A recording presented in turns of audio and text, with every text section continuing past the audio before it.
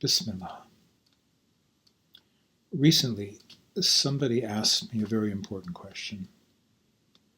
How do I find my right relationship with Rumi as a spiritual friend, a guide, a source of wisdom? Many people have fallen under the influence of Rumi's poetry, and a few have actually gone to Konya and experienced the spiritual magnetism, the transforming power of spiritual love, of ashq, that mysteriously envelops Rumi's shrine, a place which was the central lodge of the Mevlevi dervishes for more than 7 centuries.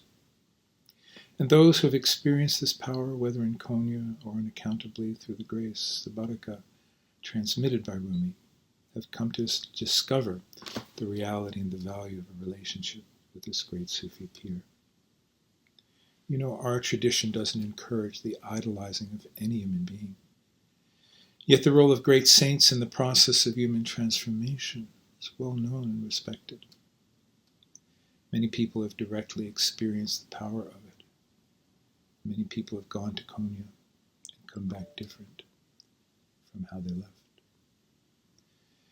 At almost any time of year, but especially in mid-December at the time of Rumi's Urs, the commemoration of his death, you'll see people from all over the world who come to bask in the invisible radiance of Rumi's presence.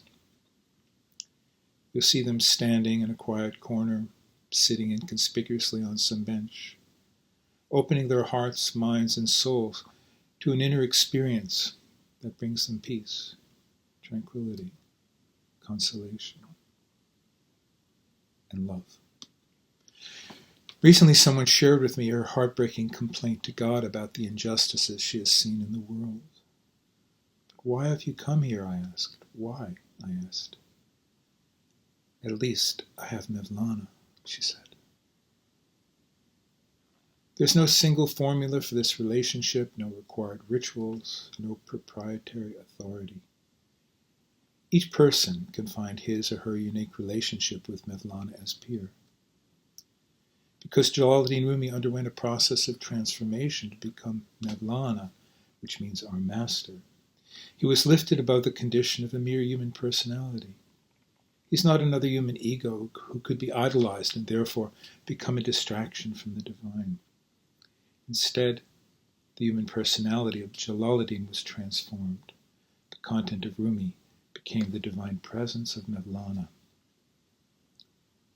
It's clearly understood by Sufis that the love and honor shown to Mevlana is purely because of his emptiness in God. This openness to the divine is the aim of all spiritual endeavor. Mevlana becomes a link to God, not a replacement or substitute. The spiritual friendship with the peer should gradually have the effect of reducing our egoism and awakening unconditional love.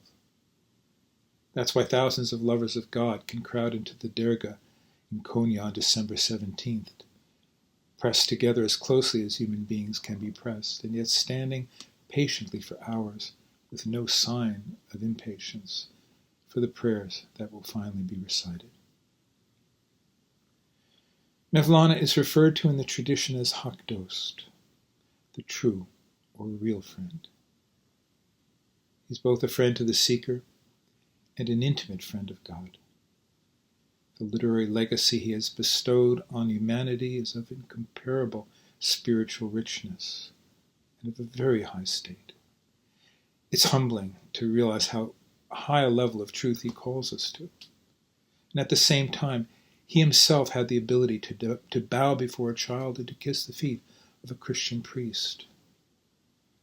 The peer is a spiritual king in front of whom you fall into absolute silence. The peer is an intimate friend who has invited you into the presence of God as only a friend of the friend can do. Whether in silence or in intimate conversation, we can learn to enjoy the beauty and generosity of this friendship.